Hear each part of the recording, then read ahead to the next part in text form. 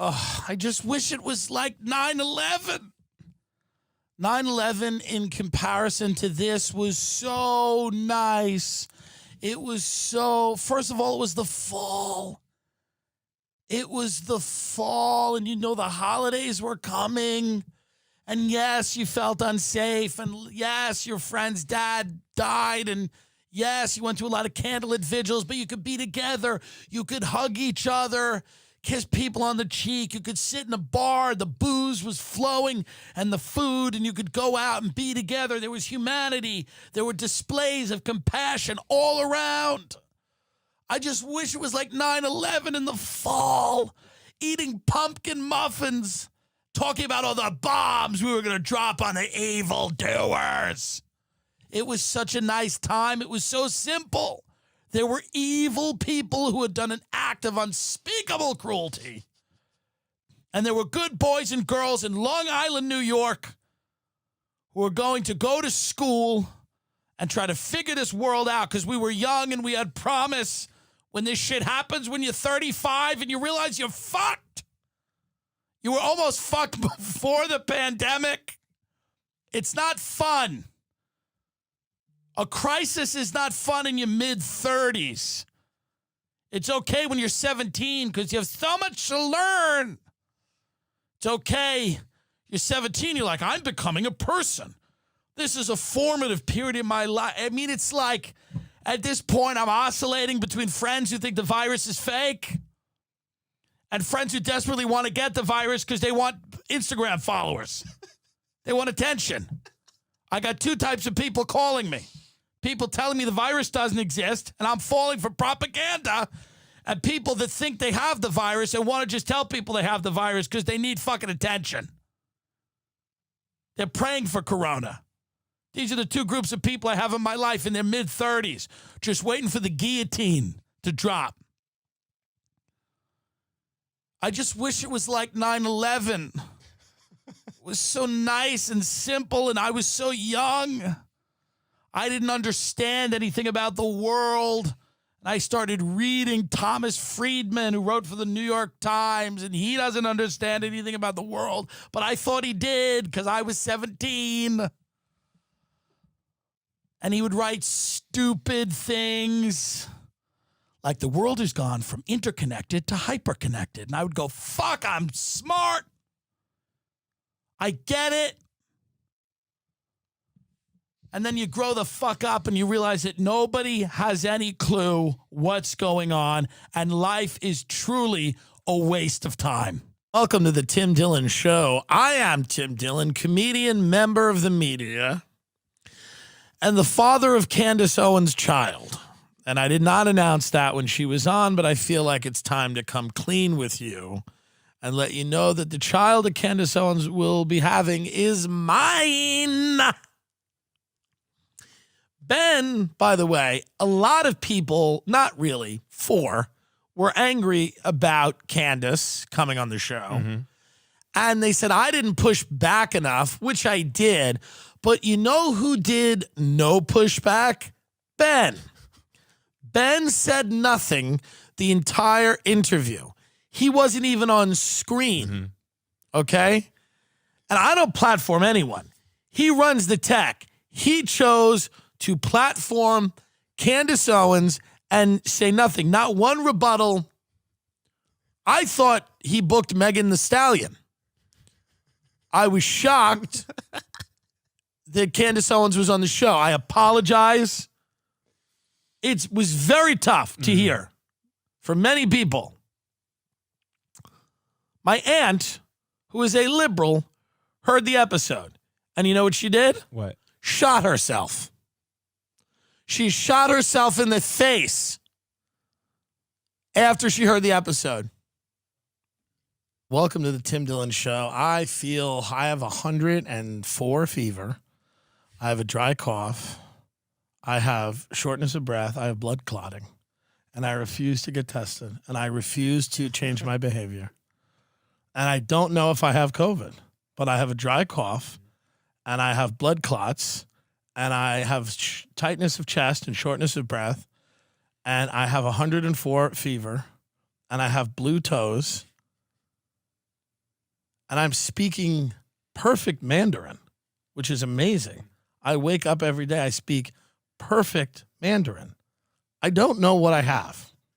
The jury is out. Ladies and gentlemen, welcome to the Tim Dillon Show. We are recording this on January 22nd, Friday, my birthday. I'm 17 years old, and I really have to start taking life seriously now. You know, I spoke to my parents, and we're going to look at colleges, and we're very excited. And just everything, you know, the future is bright, and I have my entire life ahead of me. Good to go. Ash in the clams. Ash in the clam strips. Yeah, we're late. Fuck off. We're not supposed to smoke in the room. Yeah. Let me tell you something right now. After the service I've gotten at this place, they're lucky this is all I'm doing. We're here at the Wynn. Well, they can use this against us, can't they, if we say where we are? I'll bleep it out. We're at the Encore in Everett, Massachusetts. It's fucking dump. We're here because Texas has been destroyed by snow.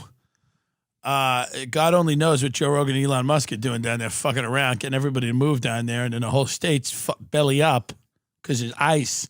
And then I have my dirtbag family texting me going, you need anything? Yeah, I need a storm to hit you.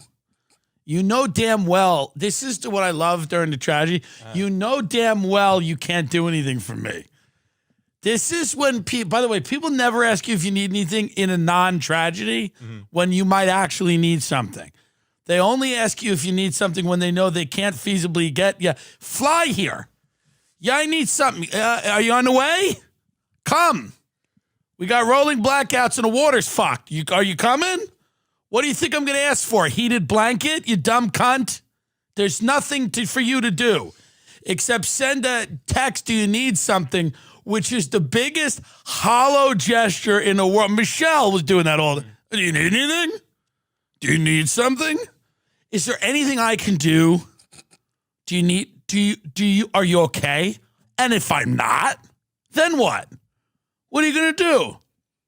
Are you going to be bothered by that? Well, we feel so sad for you. I feel so bad. Is there anything that you need? Yes, the state needs a water treatment facility immediately. Will you start on that? We need the roads cleared. Are you going to get involved with the clearing of the roads? Or is this fake? Do you need something? Yes, I'd like a natural disaster to hit you as well. That's true. I would want more pain to be equally spread out through the country if I had my druthers. Or do you need help? Ladies and gentlemen, welcome to the Tim Dillon Show, here back in the studio after a long sabbatical of doing podcasts on the road. Big news, David Dobrik having a very tough week. For those of you who don't know, David Dobrik, who's a big YouTuber. He's like the biggest YouTuber. David Dobrik recently, I don't know if he's the biggest YouTuber, but he's big. One of the biggest, top 10. He runs an empire, right?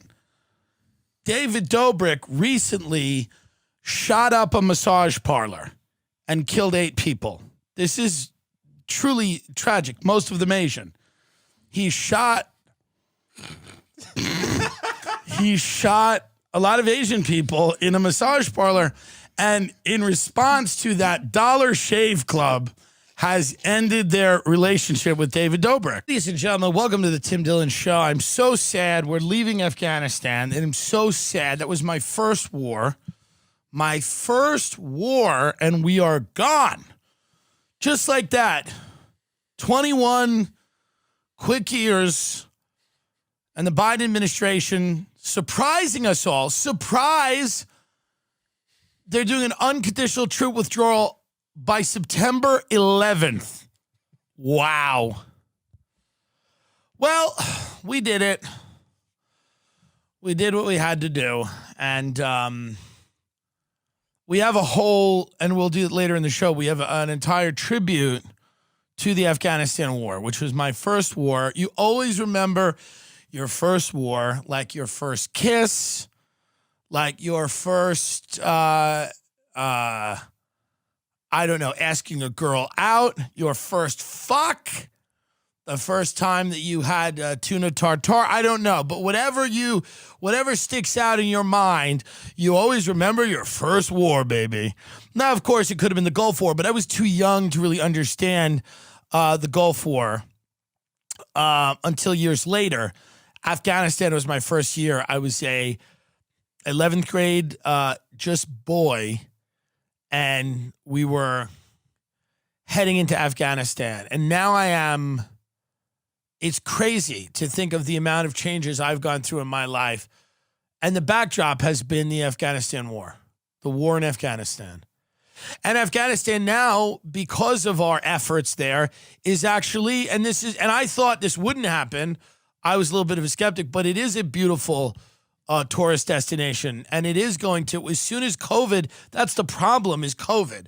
But when COVID is done, tourists are going to flock to Afghanistan, to the Kashmir region between Afghanistan and Pakistan, and the Four Seasons is there. There's so many hotels going over there right now, and just it's going to be beautiful, and it's everything that we had wanted, which is to create this multi-ethnic democracy, thriving economy in the middle of a bed of rocks that has been run by tribal warlords for thousands of years.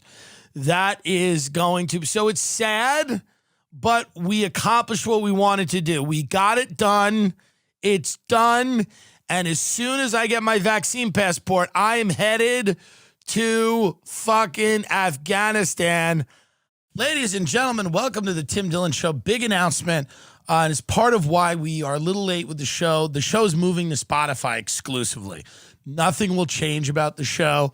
We're going to be exclusive to Spotify for audio and video. They've negotiated a deal with us. It will be coming out in the news very soon, which is really cool. We're negotiating right now with the CEO of Spotify. Bring him up, this guy. And the negotiations have been, his name's Daniel Elk. He's the guy here, and he's like a bald Norwegian pedophile. And we're negotiating with him. And what's hard about doing that is every time we try to do that, he's fucking children and blowing their brains out in Sweden or wherever the hell he lives, and then throwing their lifeless corpses over his Viking ship into the ocean. That being said, this bald person has given us a really good indication that we're going to be on Spotify. Of course, the platform where they rob musicians who are mostly brain dead drug addicts. So we said we don't have a problem with that. We especially like that they're going to keep robbing musicians and taking the little drug money that these people have left. But Daniel Eck, is it Eck or Elk? It's Eck. It's Eck. That's part of the negotiation is we pretend not to know his name. But Daniel Eck, who is a Nazi Viking pedophile, the CEO of Spotify, we try to negotiate with him, and we get on all these Zoom meetings, and on every Zoom meeting, and this is true, he's got behind him, he has the Nazi flag, and he has so much cool Nazi memorabilia that's so hard to get. Yeah. When the moon hits your eye like a big pizza pie, it's Andrew Cuomo. And you're listening to this fool like pasta fagioli, it's Chris Cuomo. And the garlic knot tells you gotta stay inside and you listen. Did you see the video where Chris Cuomo telling you how to beat coronavirus by breathing? Because Chris Cuomo had coronavirus, and he's like, a guy called me because, Chris Cuomo's a tough guy. I ain't gonna let the virus beat me. I'm a fucking garlic knot.